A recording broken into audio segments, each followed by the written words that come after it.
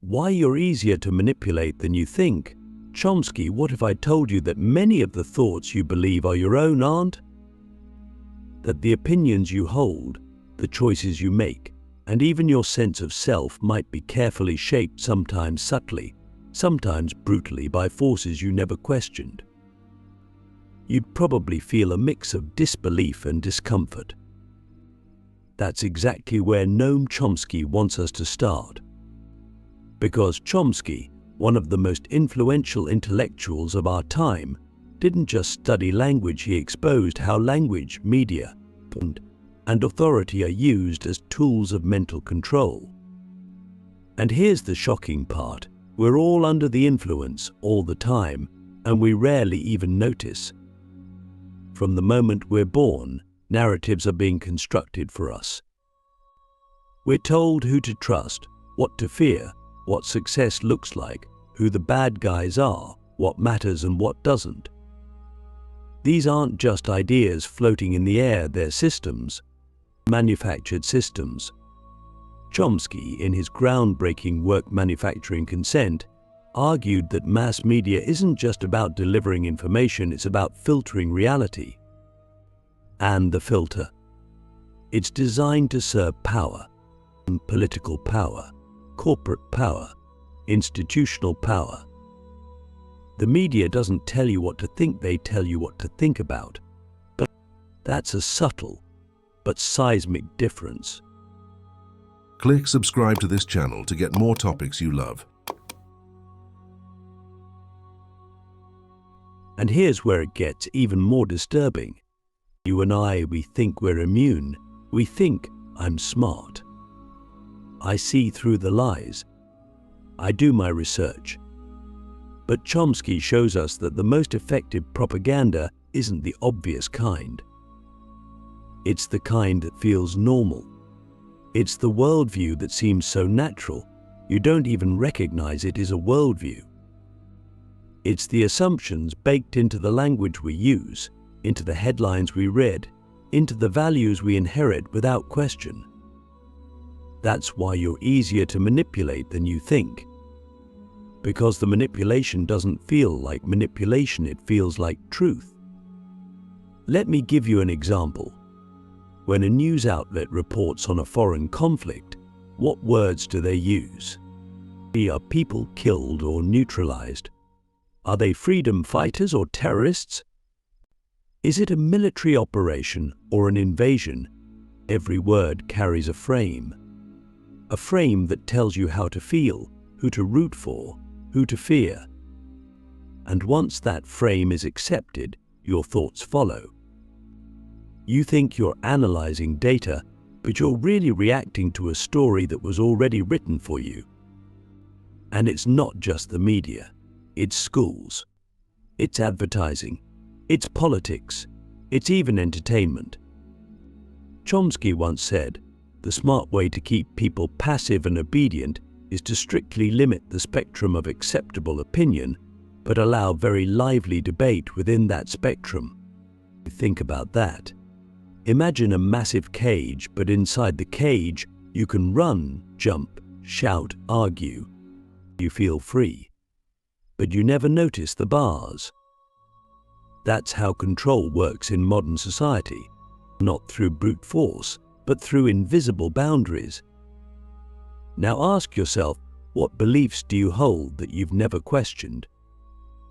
What opinions feel so obvious that you've never asked? Where did this come from?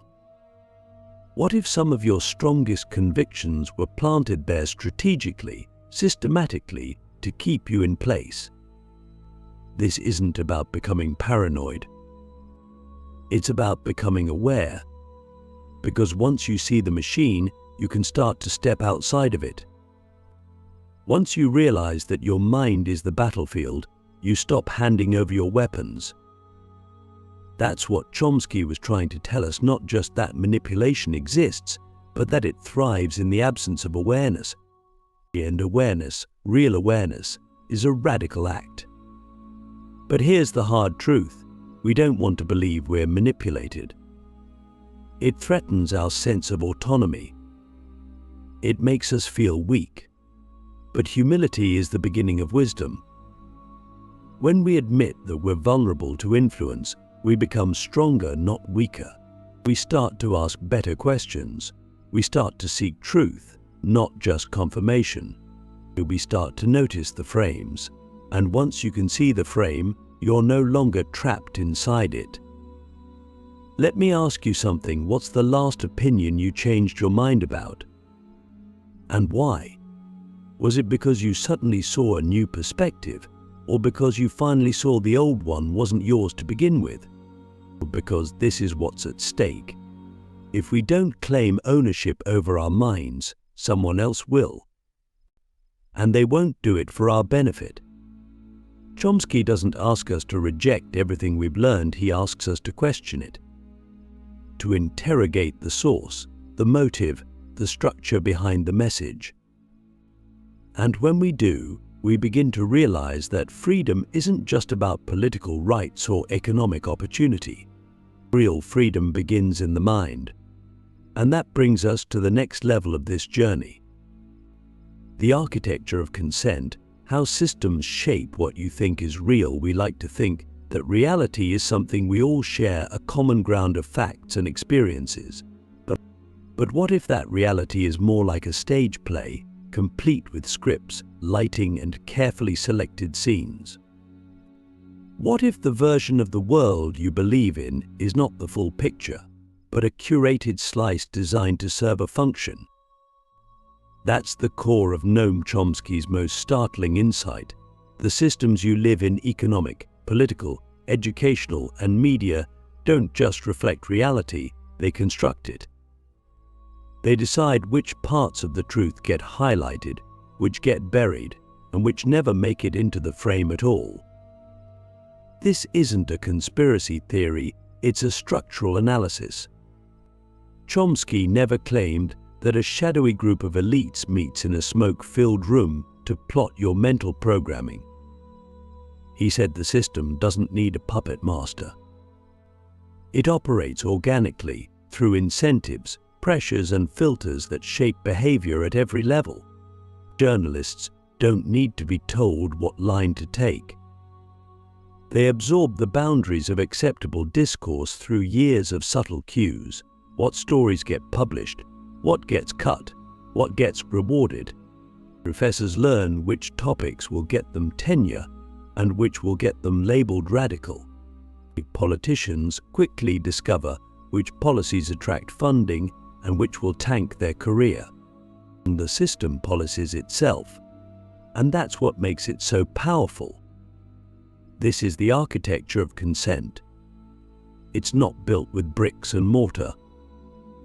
It's built with language, institutions, repetition, and fear.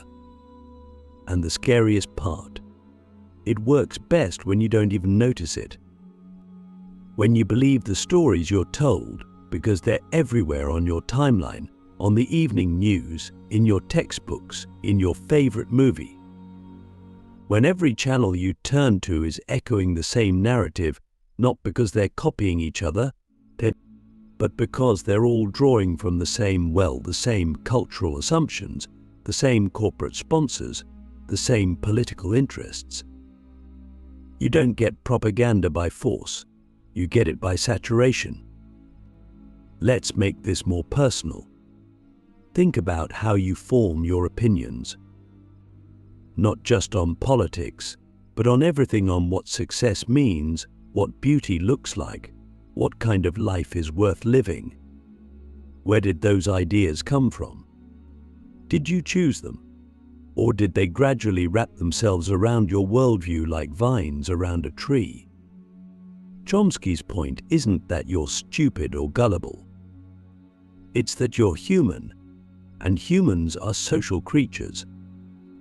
We absorb the norms, values, and categories of meaning that surround us.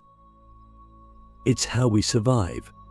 But in a system designed to manufacture consent, that same trait becomes our Achilles heel. Here's a brutal example.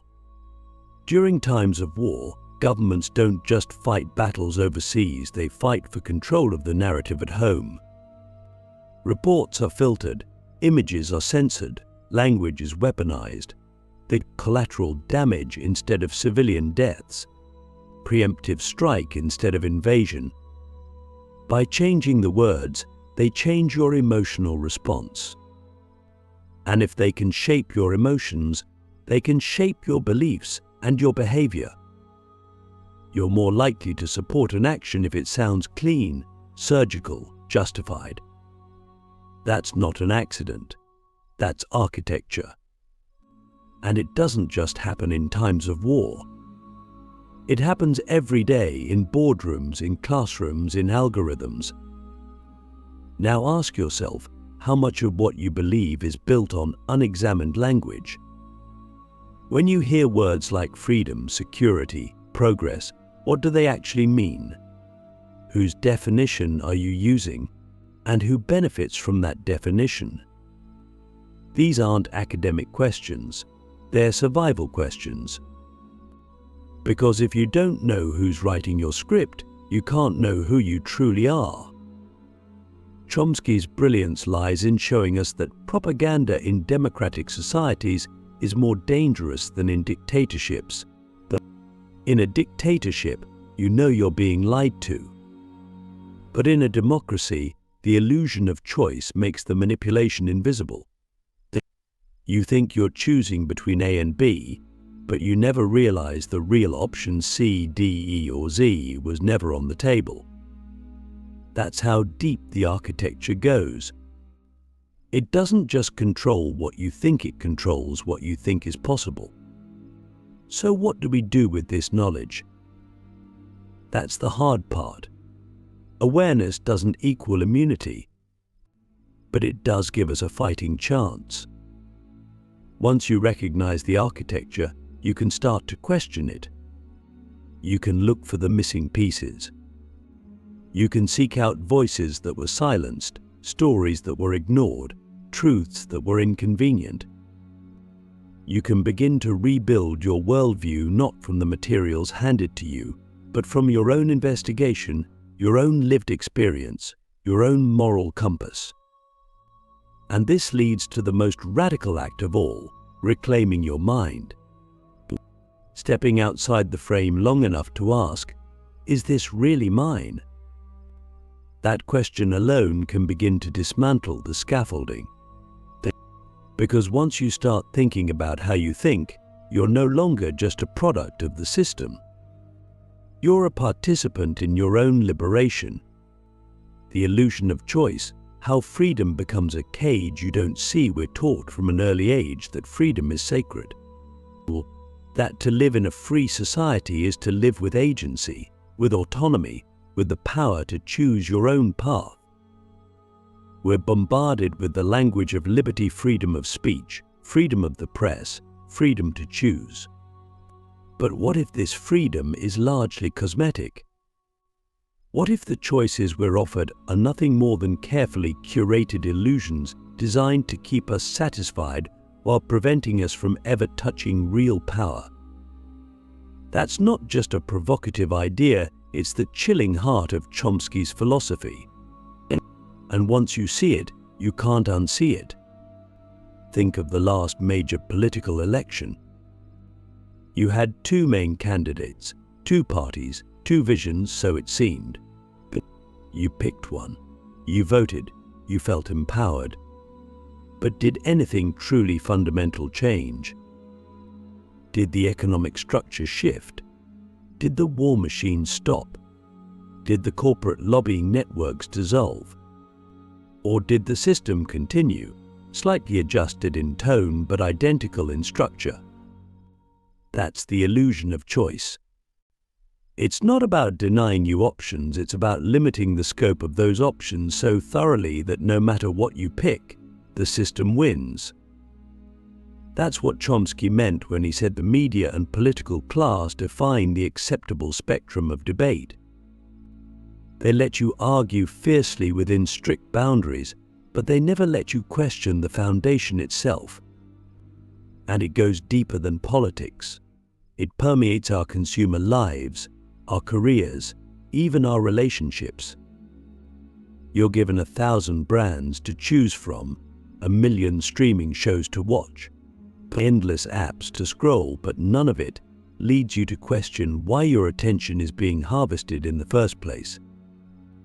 You're told you can be anything just so long as that anything fits neatly into a marketable box.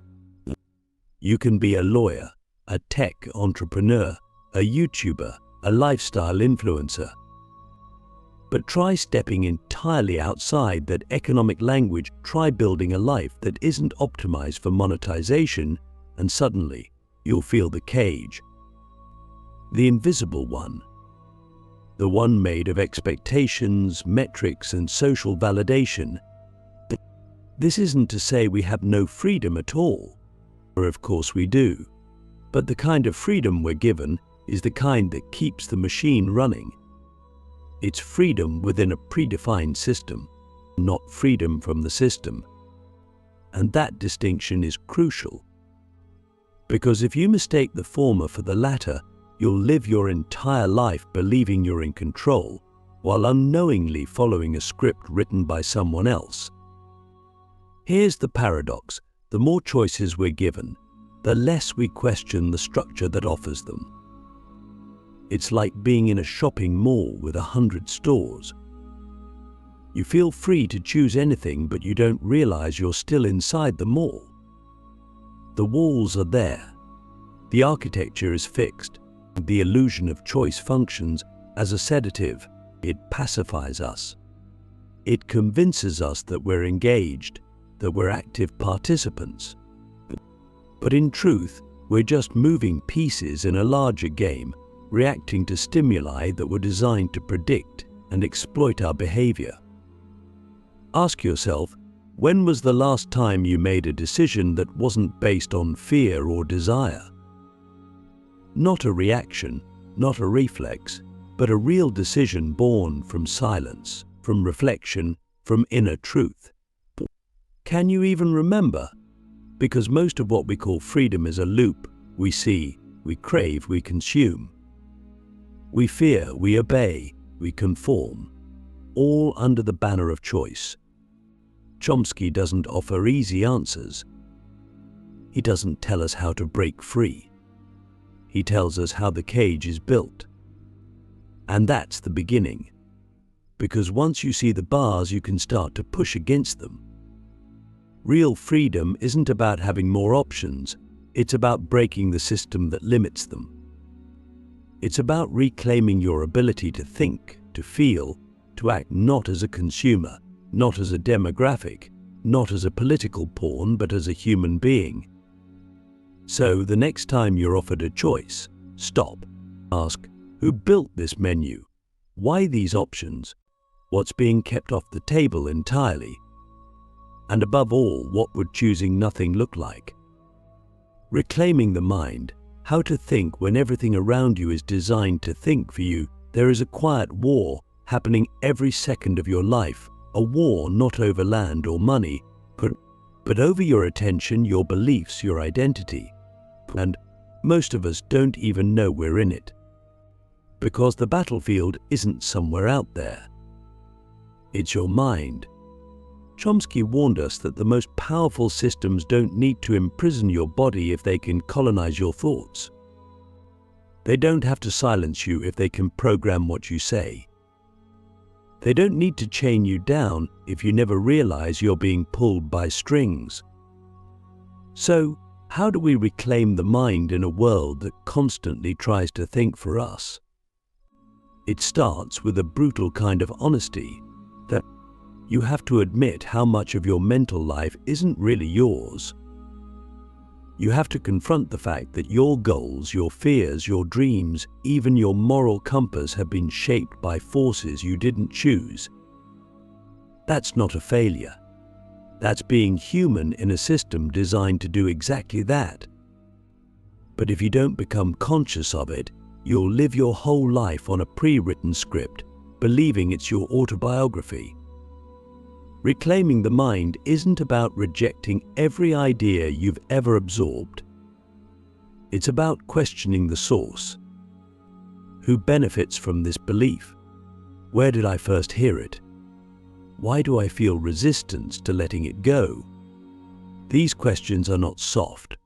They're weapons tools for liberation. Because the mind doesn't reclaim itself. You have to drag it back from the noise, from the algorithms, from the slogans and sound bites and ads that want to live rent-free in your head. You have to fight for clarity. One of the most powerful acts you can perform is to sit in silence and think. Not scroll, not react, not consume, just think. To ask yourself, what do I truly value when no one is watching? What do I believe when I'm not being told what to believe? These moments are rare, and that's exactly why the world around you is designed to prevent them. Everything is optimized for distraction. Distraction is the enemy of thought, and thought is the enemy of control. Chomsky's work reminds us that thinking clearly is an act of rebellion. Real thinking isn't parroting information, it's digging under it.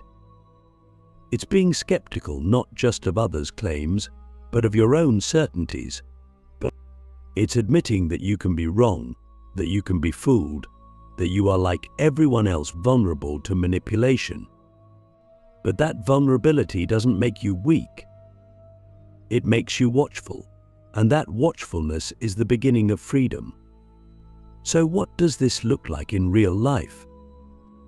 It means reading things that challenge you, not just things that confirm your views. It means being more interested in learning than in being right. It means noticing when you're being emotionally manipulated by media, by marketing, by politicians, and asking, what are they trying to get me to feel? And why? It means being okay with discomfort. Because the truth doesn't always feel good, but it always sets you free. And here's the most important part: you're not alone. The systems that shape us are massive, but so is our capacity to wake up from them. Every person who begins to think critically becomes a ripple in the larger current. Every conversation that questions the narrative becomes a crack in the wall. You don't have to dismantle the whole system today. You just have to take back one piece of your mind, then another, and another. Because power doesn't fear noise, it fears awareness. It fears people who see the strings and stop dancing. It fears minds that cannot be bought, distracted, or programmed. And that mind can be yours if you're willing to take it back. So now I ask you, who is doing your thinking right now? And who would you be if it was finally you?